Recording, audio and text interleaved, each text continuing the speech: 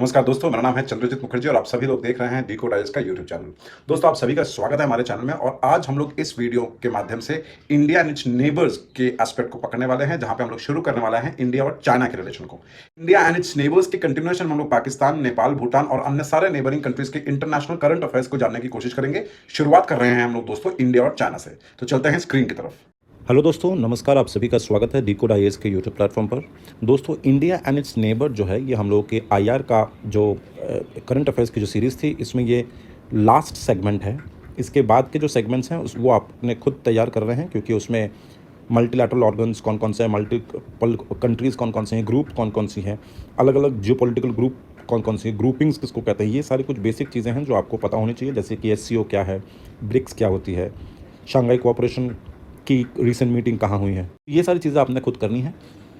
इसीलिए India and it's neighbour को ख़त्म करने के बाद इस आईआर के सेक्शन को हम लोग यहाँ पे स्थगित करेंगे और उसके बाद एक दूसरे पीटी की तरफ बढ़ेंगे, which will be Indian polity PT. तो चलिए शुरू करते हैं इंडिया एंड इट्स नेबर्स में पहला topic, which is India and China. देखिए, ये न्यूज़ में इसलिए है क्योंकि बॉर्डर पे क्लैशेज हो रहे हैं बिटवीन इंडिया एंड चाइना। कौन से बॉर्डर पे? जिसको हम लोग लाइन ऑफ एक्चुअल कंट्रोल बोलते हैं। Line of actual control in Tawang sector of Arunachal Pradesh. अगर आप यहाँ पे मैप में देखेंगे तो ये है अरुणाचल प्रदेश, यहाँ पे जो है कॉन्फ्लिक्ट हो रहा है।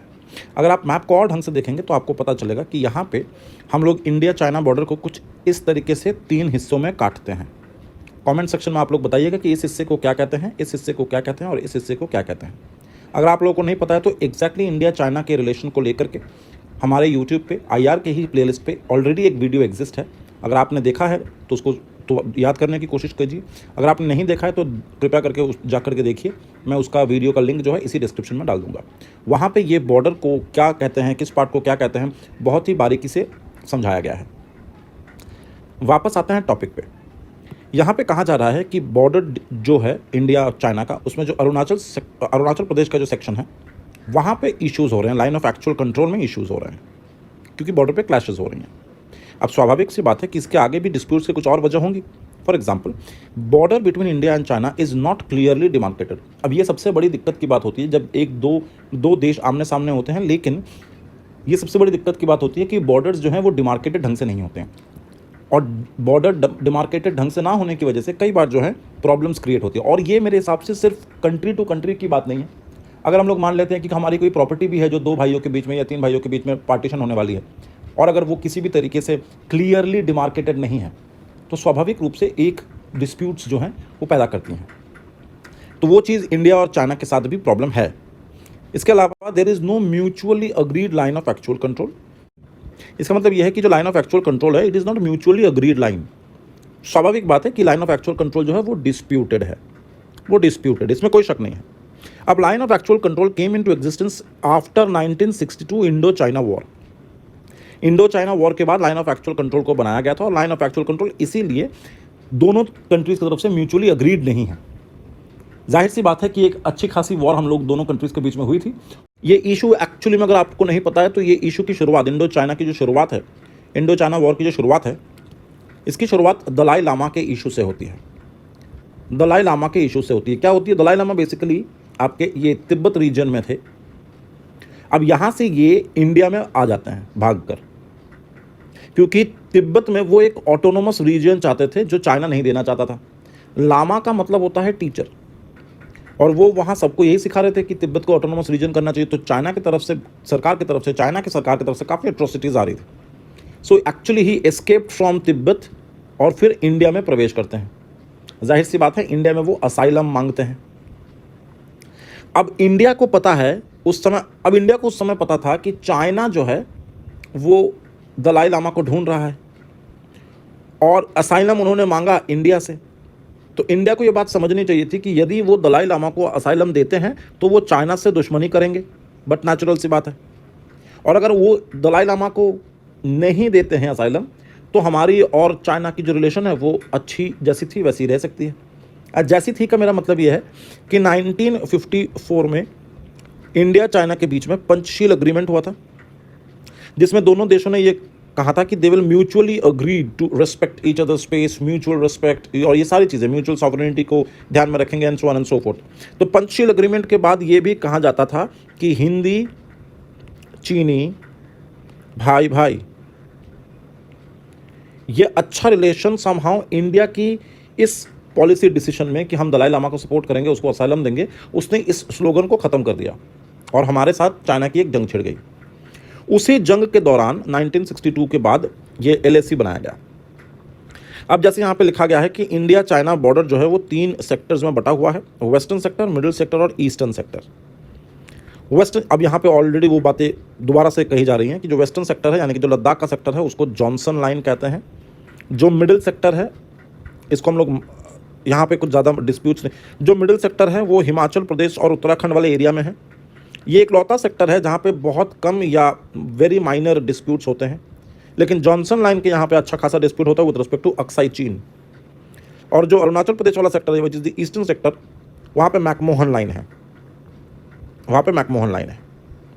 अब प्रॉब्लम यह है कि जॉनसन लाइन जो है, इंडिया यूजेस जॉनसन लाइन, कि वही जो है, हम लोग जॉनसन लाइन को बिलीव करते हैं कि वही हमारा बॉर्डर है बिटवीन इंडिया एंड चाइना। लेकिन चाइना जो है अक्साई चीन को अपना घर समझती है। चाइना जो अक्साई चीन को अपना पार्ट समझते है। देखिए, समझ लीजिए इस चीज़ को। ये वाला जो रीजन है, ये वाला पोर्शन पूरी तरह से अक्साई चीन है, जो कि एक्चुअली में चाइना का पार्ट नहीं है, लेकिन चाइना इसको अपना पार्ट मानता है। ये उसको पाकिस्तान से मिला था। और जबकि अगर हम लोग बात करें जॉनसन लाइन कौन सी है, तो जॉनसन लाइन ये वाली लाइन है, यानी कि इंडिया इसको मानता है border between India and China, और अगर इसको बॉर्डर मानोगे तो चाइना की बाउंड्री यहां से शुरू हो रही है, कुछ ऐसी होनी चाहिए चाइना की बॉर्डर।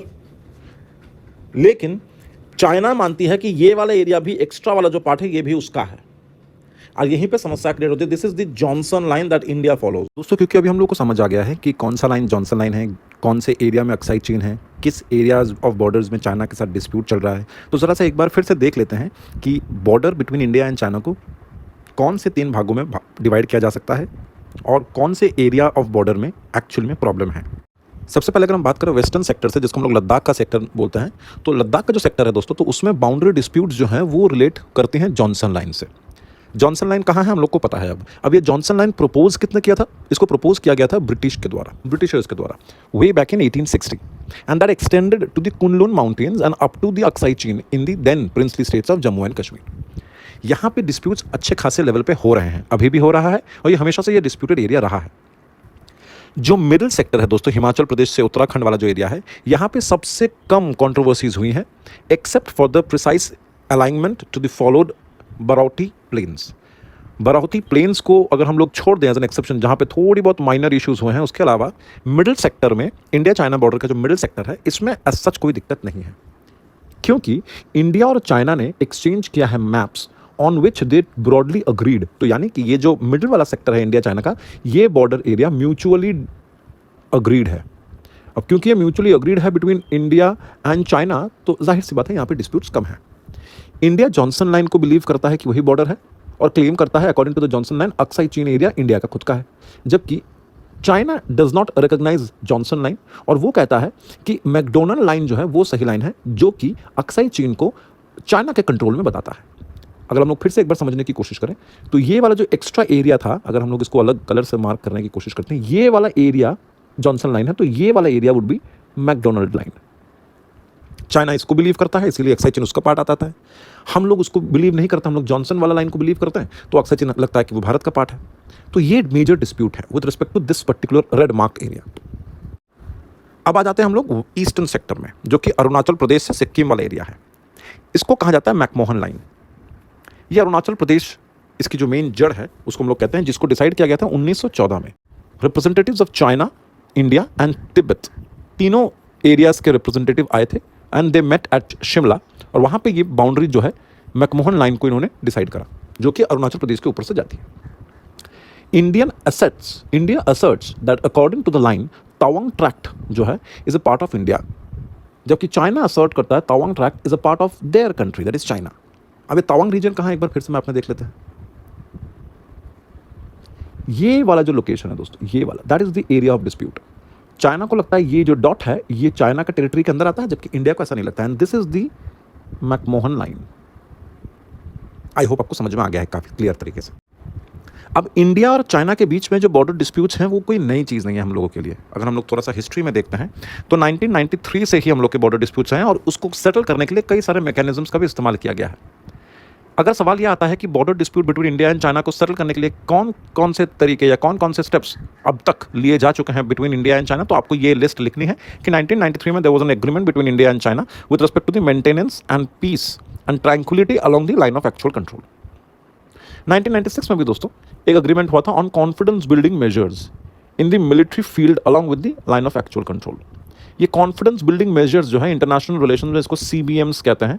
CBMs कहते हैं। एक्चुअली ये होता है कि एक कंट्री दूसरे कंट्री को बताता है या इंश्योर करता है कि यहाँ पे रिलेशंस जो हैं उनकी तरफ से सही रहेंगे। मतलब एक तरीके का वो दूसरे कंट्री को कॉन्फिडेंस देता है that you can trust us. For example अगर हम लोग CBMs का एक एग्जांपल लेते हैं, से पीपल टू पीपल कॉन्टैक्ट। अब ये पीपल टू पीपल कॉन्टैक्ट से कॉन्फिडेंस बढ़ता है एक दूसरे के प्रति। That is one example of confidence building measure. तो वो हम लोगों ने मिलिट्री के एरिया में किया है in the line of actual control. 2005 की अगर हम बात करें तो protocols on modalities for the implementation on confidence building measures, ये भी मतलब यहाँ पे एग्रीमेंट हुआ, उसी का इंप्लीमेंटेशन यहाँ हुआ। काफ़ी समय लग गया, 96 से 2005, ऑलमोस्ट 9 साल। 2012 में क्या हो रहा है, एक और एग्रीमेंट होता है to the establishment of working mechanism for consultation and coordination and India China border affairs. एक वर्किंग मैकेनिज्म बनाई जाती है जहाँ पे बेसिकली म्यूचुअली अग्रीड डिसीजंस लिए जाएं with respect to border disputes या बॉर्डर अफेयर्स। इसके अलावा अगर हम लोग बॉर्डर डिफेंस कोऑपरेशन की बात करें तो उसके लेकर भी इन दोनों कंट्रीज के बीच में एक अग्रीमेंट साइन हुआ है 2013 में। अब क्या तरीका है इसको याद करने का है, इसको आपको बारंबार पढ़ना पड़ेगा, 2-3 बार पढ़ेंगे, अपने नोट्स में लिखेंगे तो ये चीज़ें याद हो जाएंगी। अगर हम लोग बात करते हैं इंडिया चाइना के रिलेशंस के बारे में, उसके कुछ की फैक्ट्स के बारे में, तो देखिए हिस्टोरिकली सिल्क रूट हुआ करती थी which used to serve as a major trading route between India and China.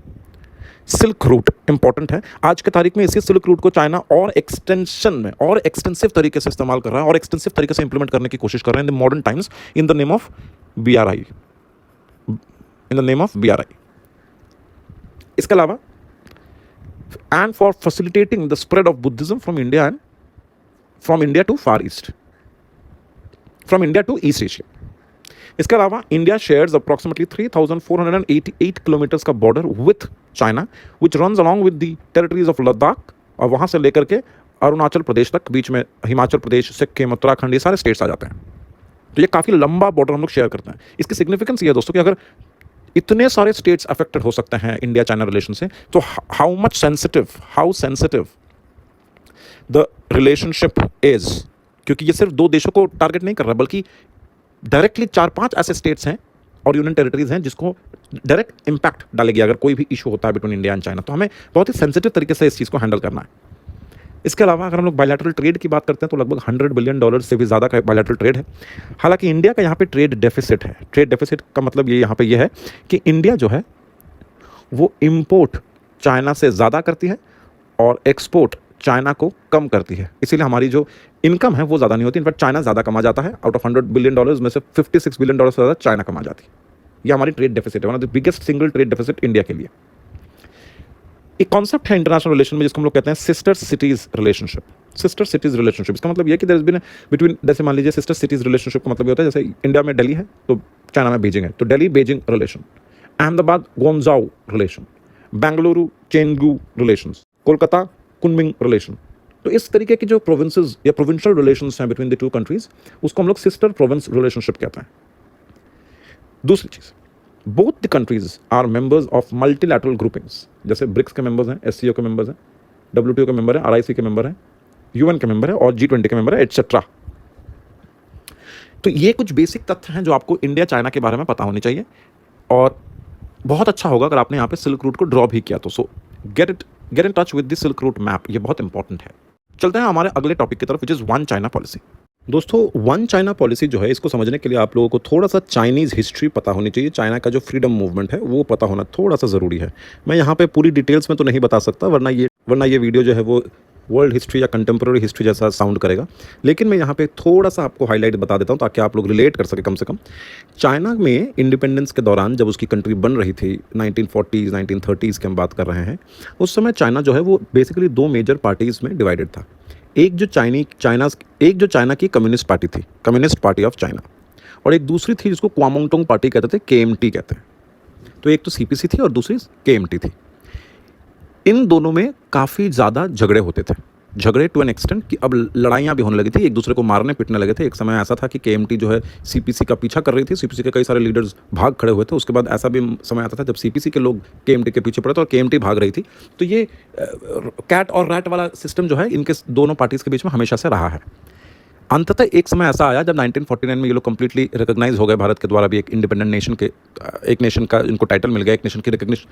अंततः जब 1949 में इनको भारत के द्वारा रिकॉग्नाइज कर लिया गया as an nation, as an independent nation, उस समय चाइना में मेन लैंड जो चाइना है उसमें रूल कर रही थी चाइनीज़ कम्युनिस्ट पार्टी, जबकि KMT के जो लोग थे उनको भगा दिया गया था and they went to Taiwan और ये वहाँ से रूल करते थे। हालांकि मेन लैंड चाइना जो है वो अभी भी कम्युनिस्टों के हाथ में थी। अब ये बहुत लंबी हिस्ट्री है कि मेन लैंड चाइना में अलग सिस्टम चलता है एडमिनिस्ट्रेशन का, ताइवान में अलग सिस्टम चलता है एडमिनिस्ट्रेशन का, लेकिन सब चाइना जो है कभी भी ताइवान को अपने से कोई अलग पार्ट नहीं समझती है। ताइवान जैसे जगह को, हांगकांग जैसे जगह को, इन एरियाज़ को कभी भी चाइना अपने से अलग नहीं समझती है। चाइना को लगता है कि वहाँ पे सिस्टम अलग होता होगा, लेकिन वो चाइना के अंडर ही है, मेनलैंड चाइना के अंडर ही है। और इसी संदर्भ में उससे पूरी दुनिया में, चाइना ने पूरी दुनिया में एक पॉलिसी को रखा है सबके सामने, which is known as one China policy, यानी कि वन कंट्री टू सिस्टम। एक ही कंट्री है, एक ही छत्र छाया है, उसके अंदर अलग अलग सिस्टम्स हैं। जो भी कंट्री चाइना के साथ रिलेशंस में आती है या किसी भी तरीके के चाइना के साथ रिलेशन में आती है, उसको वन चाइना पॉलिसी माननी पड़ती है, या तो वन चाइना टू सिस्टम या one country two system policy को मानना पड़ता है। अदरवाइज अगर आप अलग से ताइवान के साथ डील करते हैं, हांगकांग के साथ डील करते हैं, तो चाइना को बुरा लग जाता है। चाइना को लगता है कि आप उसे अलग से एक कंट्री की तरह ट्रीट कर रहे हैं, चाइना से अलग, जो चाइना एक्सेप्ट नहीं कर पाता। तो हाल फिलहाल में क्या हुआ है, US हाउस स्पीकर ने अपनी एक रिसेंटली विजिट पे वो गए थे, जो कि वो चाइना में, मेनलैंड चाइना में ना जाके ताइवान में गए थे। और ये जो ताइवान में सेपरेटली US के स्पीकर जा रहे हैं, इस चीज़ को चाइना ने बहुत ही डेरोगेटरी सेंस में देखा है। उसको लगा है कि एक तरीके का कॉन्ट्रवेंशन है वन चाइना पॉलिसी का जो US ने करा है। शुरुआती तौर पे US ने मेंटेन कर रखा था अपने पॉलिसी में कि वहाँ वन चाइना पॉलिसी को हम लोग मानेंगे, और ये मानती आ रही है सिंस 1970s। लेकिन it has unofficial ties with Taiwan as well as certain strategic and deliberate ambiguity को मेंटेन कर रखा है। कहने का मतलब ये है कि 1970s से US जो है वन चाइना पॉलिसी को अपने US की पॉलिसीज़ में मेंटेन करता आ रहा है। लेकिन इसके अलावा भी चाइना को बिना बताए ताइवान के साथ इसके अनऑफिशियल कई सारे टाइज हैं, जो कि US और चाइना के रिलेशन में, चाहे वो स्ट्रेटेजिक हो या किसी भी तरीके का रिलेशन हो, उसमें एक डिलिबरेटली एक एम्बिग्विटी को जो है स्पेस दिया गया है US के द्वारा, कि चाइना को कंफ्यूज रखा जाए कि एक्चुअली में US क्या चाहती है। The island of Taiwan is a part of so-called First Island Chain, which includes a list of US-friendly territories which are crucial for US foreign policy. अब वन चाइना पॉलिसी के अंदर अगर आप लोगों को थोड़ा शॉर्ट नोट्स बताया जाए लिखने के लिए, तो it is a policy of acknowledging that there is only one Chinese government as oppose to separate Chinese states. Further, under this principle, countries are considered disputed territories of Taiwan, Tibet, Hong Kong and Xinjiang to be an inseparable part of the mainland China. ये जो policy है one China policy, इसके तहत Taiwan, Tibet, Hong Kong, Xinjiang, ये सब territories को inseparable माना गया है। They are not at all separable from the mainland China, they are very much an integral part of mainland China. अब फर्स्ट आइलैंड चेन के बारे में अगर हम लोग थोड़ा जानें, it comprises of Kuril islands, Japanese archipelago, Ryukyu islands, Taiwan, north west Philippines and it ends with Borneo. तो कई सारे आइलैंड्स जो हैं वो चाइना के मेनलैंड चाइना से रिलेटेड हैं। This chain is the first line of defense which serves as a maritime boundary between the East China, Philippine Sea, South China Sea and Sulu Sea। आपको ये सारे maps पता होने चाहिए। अब इमेजिन करिए ये मेनलैंड चाइना है और यहाँ पे बहुत सारे ऐसे आइलैंड्स हैं। चाइना कहता है कि ये सब मेनलैंड चाइना के ही पार्ट हैं, कोई इनसेपरेबल नहीं है। तो होता क्या कि अगर कहीं से भी कल कोई इंट्रूडर्स आते हैं चाइना में, तो ये जो आइलैंड्स हैं they will be the first line of defence. इसको एक बफर मिल जाता है मेनलैंड चाइना को। This is what they are saying by saying कि ये फर्स्ट लाइन ऑफ डिफेंस है चाइना के लिए, मैरीटाइम डिफेंस। इसके अलावा अगर हम लोग बात करते हैं कि in this particular first chain system या first line of defence, this chain is located the Bashi channel and the Miyako strait. ये दोनों मैप पॉइंटिंग के लिए बहुत रेलेवेंट है। ये जो फर्स्ट लाइन ऑफ डिफेंस है या द फर्स्ट आइलैंड चेन है, ये लोकेटेड है बाशी चैनल एंड मियाको स्ट्रेट के आसपास। आपको पता होना चाहिए दोनों कहाँ हैं, क्वेश्चन बन सकता है। दूसरी चीज़, it is a part of island chain. क्या है ये इंपॉर्टेंट, आप देख पा रहे होंगे कि यहाँ पे first line of island chain है, second line of island chain है, third line of island chain है। तो अगर कोई भी समुद्री तट से चाइना में अटैक करने आता है, this is the mainland China, तो यहाँ तक घुसने के लिए उसको 3 अलग अलग आइलैंड चेन क्रॉस करनी पड़ेंगी। And this is the strategic line of defence, the maritime strategic line of defence for China. ये जो आइलैंड चेन स्ट्रैटेजी है इसको बनाया गया था यूएस के द्वारा इन 1951 ताकि वो दो कम्युनिस्ट कंट्रीज़ को रोक सके। एक तो यूएसएसआर, तत्कालीन यूएसएसआर जो कि आज की रशिया, दूसरा चाइना, ताकि ये जो स्ट्रिंग्स ऑफ नेवल बेसिस हैं यहाँ पे यूएस अपनी शिप्स को रख सके, अपने नेवल बेसिस बना सके, ताकि चाइना और रशिया या यूएसएसआर जो है उसको कर्टेल किया जा सके, उसको कंट्रोल किया जा सके, उसको कंटेन किया जा सके रादर। अब क्योंकि वो समय चला गया है, वो रिस्क चला गया है, आज की तारीख में इंडो पैसिफिक एरिया जो है वो ओपन हो चुकी है, यूएसएसआर टूट गया है, तो ये जो लाइन ऑफ डिफेंसेस हैं अभी इसको चाइना इस्तेमाल करती है। उनके बारे में हम लोग बात कर रहे थे वन चाइना पॉलिसी में, उसका नाम है one country two systems, one country two system. और ये जो है वन कंट्री टू सिस्टम ये एक्चुअली में वन चाइना पॉलिसी का ही पार्ट है। अब ये इंपॉर्टेंट क्यों है न्यूज़ में? क्योंकि इसने 25वां एनिवर्सरी कंप्लीट किया है। China mark the 25th anniversary of Hong Kong return and emphasise the Beijing's control over Hong Kong under the one country two system policy. मतलब हांगकांग को जो है चाइना अपना पार्ट बना चुका है, हांगकांग वापस आ चुका है चाइना के पास, इसको 25 साल हो रहे हैं और वापस बुला लिया गया है, वापस चाइना के मेनलैंड में शामिल कर लिया गया है under the one country two system policy. Background क्या है वन कंट्री टू सिस्टम का? Originally it was propose to unify China and Taiwan but rejected by Taiwan then. Now the idea then resurfaced when China started talks with Britain and Portugal, who were governing the Hong Kong and Macau region respectively as colonies। यानी कि Hong Kong और Macau reason जो है वो पहले Portuguese और Britain के colony हुआ करते थे। अब जब ये कॉलोनीज रूल खत्म हुआ, जब डीकोलोनाइजेशन प्रोसेस शुरू हुई, तब फिर से मकाऊ और हांगकांग को जो है चाइना में वापस कर दिया गया। उसी का ही एक 25वां सालगिरह कंप्लीट हो रहा है हांगकांग के पॉइंट ऑफ व्यू से। वन कंट्री टू सिस्टम के अंदर China proposed that Hong Kong and Macau have different economic and political system, yet they are a part of China. Both regions became very special administrative regions of China with their own currencies, their own economy and their own legal system. However, the defense and foreign affairs, जो important strategic चीज़ें हैं, defense and foreign affairs are still would be decided by the Chinese government। यानी कि defence और foreign affairs जो है इसको अभी भी चाइना अपने मेनलैंड चाइना जो है अपने कंट्रोल में रख रही है। Also Hong Kong has freedom of assembly and speech and some democratic rights which are not available in the mainland China। ये differences हैं क्योंकि हांगकांग थोड़ा सा लिबरल हो रहा है, काफ़ी लिबरल हो रहा है rather compared to China। These freedoms are protected by the basic law or have a mini constitution। Hong Kong के पास एक mini constitution भी है that guides the relationship between Hong Kong and China। Basic law जो है वो valid थी 50 साल तक till 2047 फॉर हांगकांग, जो खत्म होने वाला है, और जो दूसरी बेसिक लॉ है मकाऊ के लिए वो 2049 में खत्म होने वाली है। बट इट इज़ अनक्लियर कि 2047 और 49 रिस्पेक्टिवली इसके बाद क्या होगा। क्या इसके बाद भी ये लोग ऐसे ही सेपरेटली रह सकेंगे या चाइना कंप्लीटली इन लोगों को अपने अंडर में करने की कोशिश करेगा? अगर थोड़ा सा इतिहास में जाते हैं दोस्तों कि हांगकांग में एक्चुअली में क्या हुआ था, किस तरीके से वो ब्रिटिशर्स के चंगुल में फंस गई थी एज ए कॉलोनी, तो उसको समझने के लिए हमें ये समझना पड़ेगा कि हांगकांग इन 1842 जब पहला ओपियम वॉर खत्म हुआ था, पहले ओपियम वॉर के बाद ब्रिटिशर्स ने हांगकांग को कब्जा कर लिया था। 1898 में ब्रिटेन और चाइना यानी कि मेनलैंड चाइना ने एक कन्वेंशन साइन करा जिसके अंदर ये अलाउ किया गया ब्रिटेन को कि वो कंट्रोल करेंगे आइलैंड्स को around the Hong Kong for a lease of 99 years. Similarly Macau के साथ भी यही हुआ जहाँ पे पोर्तुगीज लोगों ने रूल किया from 1557। In the 1980s China initiated a talk with both the countries, both Britain and Portugal, for the transfer of the two territories back to China. Hong Kong was returned to China in 1997 and Macau's sovereignty was transferred to China in 1999। और इसके बाद से एक 50 साल का basic law या mini constitution के तहत ये लोग अपना अपना खुद से रूल करेंगे except defence and foreign affairs. तो वो 50 साल अगर आप ऐड करते हैं तो एक का 47 में खत्म हो रहा है, दूसरे का 49 में खत्म हो रहा है, विच इज दिस पॉइंट। अब इसके बाद क्या होगा नोबडी नोस। अगले वीडियो में हम लोग इंडिया पाकिस्तान के बारे में डिस्कस करेंगे। थैंक यू सो मच दोस्तों। आई नो कि वीडियो थोड़ी सी लंबी थी लेकिन आपको समझ आ रहा होगा कि काफ़ी कुछ हमें डिस्कस करना पड़ रहा है और thank you so much for the love and support.